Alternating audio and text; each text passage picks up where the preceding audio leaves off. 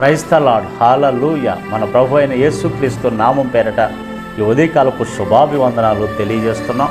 Morning love words ద్వారా యేసయ్య ప్రేమ గల మాటలు మీకు అందించడానికి ప్రభు ఇచ్చిన శ్రేష్టమైన కృపకే సమస్త ఘనత మహిమ ప్రభావములు కలుగును గాక. దేవుని బిడ్డలారా, ఎలా ఉన్నారు? కుటుంబం అంతా రక్షించబడ్డారా? బాప్తీసాలు పొందారా?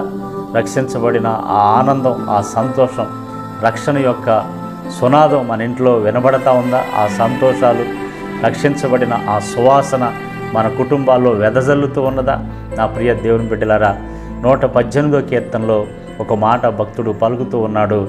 118వ కీర్తన 15వ వాక్యంలో, నీతిమంతుల గుడారములో రక్షణను గూర్చిన ఉత్సాహ సునాదం వినబడును. నీతిమంతుల గుడారాల్లో రక్షణను గూర్చిన ఉత్సాహ సునాదం వినబడును.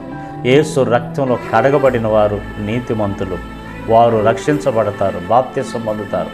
అట్లాంటి వారి కుటుంబాల్లో ఆ రక్షణను గురించిన సునాదం వినపడతా ఉంటుంది. అంటే పాటలు వినపడతా ఉంటాయి, ఆనంద గీతాలు, సంతోష గీతాలు, సమాధాన గీతాలు, ఆశీర్వాదపు గీతాలు. ఏమండి, మన కుటుంబాల్లో ఆ రక్షణను గురించిన సునాదాలు వినపడతా ఉంటాయి.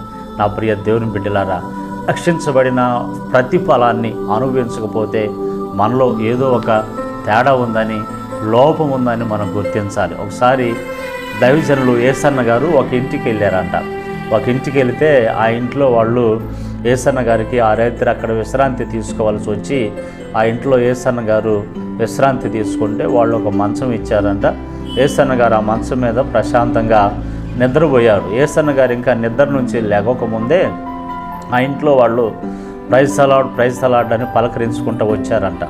ఉదయాన్నే ఎవరు పలకరిస్తున్నారని చూస్తే వీళ్ళు ఏంటి అని చెప్పేసి అంటే వాళ్ళు అంటారంట, సాయి గారు, మరి మీకు రాత్రి మంచిగా నిద్ర పట్టిందా, కలలు ఏమన్నా వచ్చినాయా అని చెప్పేసి అడుగుతుంటే ఆయన యేసన్న గారు ఆశ్చర్యపోతూ ఉన్నారంట. ఏంది మరి మీరు అలా అడుగుతున్నారు, అలా అడగటానికి కారణం ఏంది అని చెప్పేసి అంటే, అది కాదయ్యా, ఈ మంచం మీద మరి మా ఆవిడ పండుకుంటే ఒకరోజు ఆ మంచం మా ఆవిడని, మా భార్యని ఎత్తేసింది అని చెప్పేశాను. ఒకరోజు మా కుమారుడు పండుకుంటే మా కుమారుని ఎత్తేసింది, మా భార్య నడువులు ఇరిగిపోయినాయి, మా కుమారుడిదేమో చెయ్యి ఇరిగిపోయినది, అందుకని మంచాన్ని కట్టేసి తీసి ఆ మూలను పడేసాము, పై మచ్చు మీద పడేసాము. ఈరోజు దాన్ని శుభ్రం చేసి అంతా మరి మీకు ఆ మంచాన్ని వేసామని అంటే దైవజనులు ఆశ్చర్యపోయారు. ఎందుకని అని చెప్పేసి ఆ మంచాన్ని గురించి అడిగితే అప్పుడు ఆయన అంటాడు, నేను ఆ ఉద్యోగం చేస్తున్నటువంటి చోట ఇతర రాష్ట్రాల నుంచి ఒక మంచి మొద్దులు కలప వచ్చాయి. ఆ కలపలో ఈ చెక్కలతో మంచం చేసుకుంటే బాగుంటుంది కదా అని చెప్పేసి అవి ఒరిజినల్ టేక కంటే కూడా ఇంకా బలమైనవి అంట. అవి ఒరిజినల్ చెక్కలో అవి బాగుంటుంది అని చెప్పేసి ఒక మొద్దు నేను దొంగిలించి తెచ్చుకొని దాన్ని బాగా చిత్రిక పెట్టించి మంచిగా మంచం కోడులు అన్నీ చేపించి ఈ మంచాన్ని తయారు చేశాను. నేను దొంగిలించి తెచ్చినటువంటి మంచమే ఈ మంచం. అప్పటి నుంచి నా భార్య మంచం మీద పడుకుంటే అది ఎత్తేసింది, నా పిల్లవాడు పడుకుంటే ఎత్తేసింది. మాకు భయం వేసి ఆ మంచాన్ని తీసి ఆడాను. అప్పుడు యేసన్న గారు అన్నారంట, దైవజనులు, వెంటనే ఈ మంచాన్ని తీసి పడేయండి.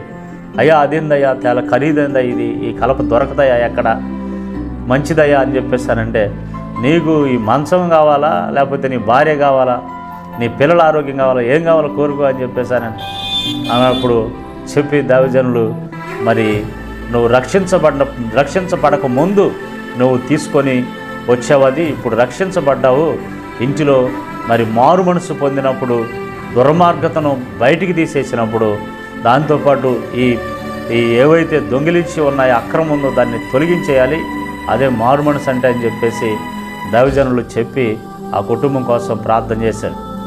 తర్వాత 3 నెలల తర్వాత మరలా ఆ కుటుంబం ఆ దైవజనుల దగ్గరికి, యేసన్న గారి దగ్గరికి వాళ్ళు పరిగెత్తుకుంటూ వచ్చారంట. ఎక్కడున్నాడో కనుక్కొని గుర్తించి వచ్చి ఆయనతో, అయ్యగారు ప్రైజ్ ద లార్డ్ అని చెప్తూ ఉంటే వాళ్ళ సంతోషం, వాళ్ళ ఆనందం, ఏంటి వీళ్ళు ఎంత ఆనందంగా ఎంత ఉత్సాహంగా ఉన్నారు, ఏంటయ్యా అని చెప్పేశానంటే, ఏం లేదయ్యా, మా ఇంట్లో మా ఇద్దరికి కొట్లాట్లు, మా మిస్సెస్ ఆ కొట్లాట్ల వల్ల నాకు సరిగ్గా టిఫిన్ పెట్టేది కాదు, భోజనం పెట్టేది కాదు.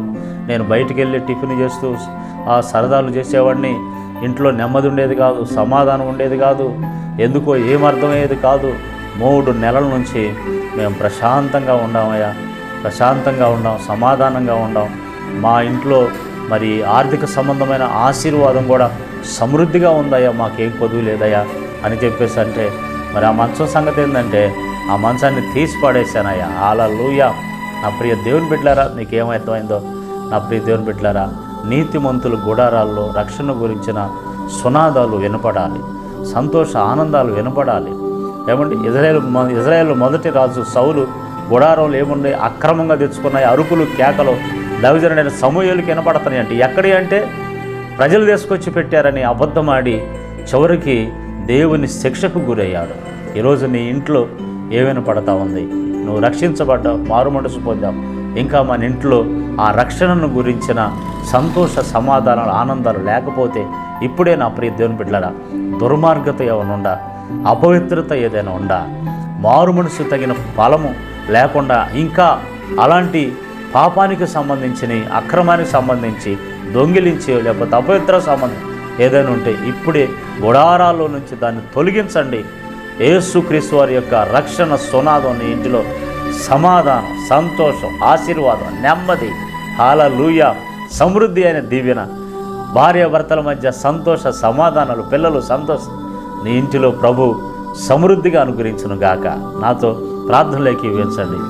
యేసు ప్రభు నీకు వందనాలు. మీ కృప తోడుగా ఈరోజు నీ బిడ్డలతో మాట్లాడిన మాటలను బట్టి వందనాలు. ఏ ఇంటిలో రక్షించబడి ఇంకా రక్షణ సునాదాలు వినబడకుండా ఉంటే ఆ ఇంటిలో ఏ కారణం, ఏ లోపం ఉందో బిడ్డలు గుర్తించి ఆ గుడారంలో నుంచి దాన్ని బయటికి తీసేసుకొని నీ ఆశీర్వాదాలు అనుభవించే కృప దయచే. నీ సంతోషం, మీరిచ్చే ఆనందం, మీరిచ్చిన రక్షణ సునాదం నాయన, ఆ ఆనంద ఆశీర్వాదాలు అనుభవించే కృప దయచే. ప్రతి కుటుంబాన్ని ఆశీర్వదించి యేసు నామములో ప్రార్థిస్తున్నాం తండ్రి. Amen, amen, amen.